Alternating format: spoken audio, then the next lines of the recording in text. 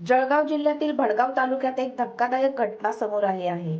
लग्न समारंभासाठी निघालेल्या एका कुटुंबाला केवळ रस्त्यात उलटी केल्याच्या कारणावरून काही लोकांनी रस्त्यात अडवून बेदम मारहाण केली. या हल्ल्यात महिला आणि तिच्या दिराला गंभीर दुखापत झाली असून सोन्याची पोतही हिसकावण्यात आली आहे. भडगाव पोलिसांनी या प्रकरणी 8 ते 9 जणांविरोधात गंभीर गुन्हे दाखल केले आहेत. 3 मे रोजी सकाळी 10:15च्या सुमारास ही घटना घडली. भडगाव तालुक्यातील नगरदेवळा येथील इस्तियाक जहूर बेग हे आपल्या कुटुंबासह मालेगाव येथे लग्न समारंभासाठी निघाले होते. पासर्डी गावाजवळ त्यांच्या पत्नी जरीना बेग यांना गाडीत उलटी झाल्याने त्यांनी खिडकीतून बाहेर उलटी केली. यावेळी रस्त्यावर उभे असलेल्या एका इसमाच्या अंगावर उलटीचे शिंतोडे उडाले. याचा राग मनात धरून त्याने जरीना बेग यांचा हात पकडून शिवीगाळ करण्यास सुरू केली.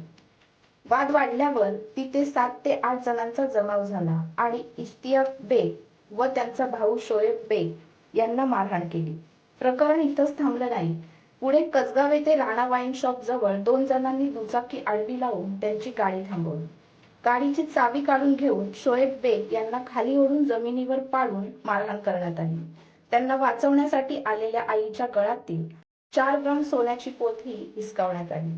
आरोपी द्रविड चावरे यांनी लोखंडी पाण्याने शोएब बेग याच्या डोक्यात मारलं, तर राजेंद्र चावरे यांनी जरीना बेग यांच्या पोटात लाथा मारल्या.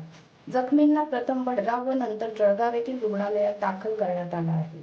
या प्रकरणी भडगाव पोलिसांनी राजेंद्र चावरे, सौरभ चावरे, द्रविड चावरे, हरी बोरसे यांच्यासह 3 ते 4 अनोळखी इसमांविरोधात गुन्हा दाखल केला आहे.